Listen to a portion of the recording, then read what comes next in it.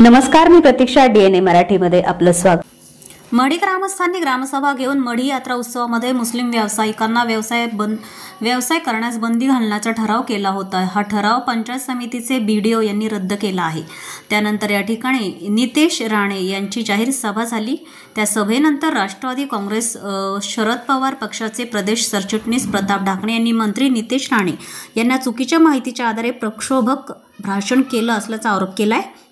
तसेच कुठेतरी कायदा सुव्यवस्थेचा प्रश्न निर्माण होऊ शकतो, यासाठी मुख्यमंत्री दोन्ही उपमुख्यमंत्र्यांनी यामध्ये हस्तक्षेप करून समन्वय साधून कुठेतरी तोडगा काढण्याचं गरजेचं आहे किंवा यावर्षीचा यात्रा उत्सव प्रशासकांच्या ताब्यात द्यावी अशी मागणी यावेळी करण्यात आली आहे. श्री क्षेत्र मढी येथील जत्रेच्या संदर्भातला वाद हा सगळ्या महाराष्ट्रात चर्चेला जातोय. कालच महाराष्ट्राचे एक मंत्री महोदय या ठिकाणी प्रक्षोभक भाषण चुकीच्या माहितीच्या आधारे त्यांनी केलेलं आहे.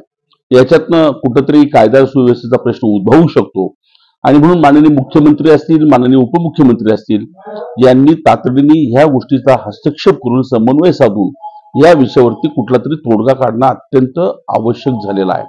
अन्यथा एवढी एक यात्रा ही प्रशासकांच्या ताब्यात द्यावी आणि प्रशासकांच्याच माध्यमातून, म्हणजे जसे माननीय तहसीलदार असतील किंवा माननीय प्रांतसाहेब असतील यांच्या मार्फत ही 15 दिवसाची यात्रा त्यांच्या निगराणीमध्ये पार पाडावी.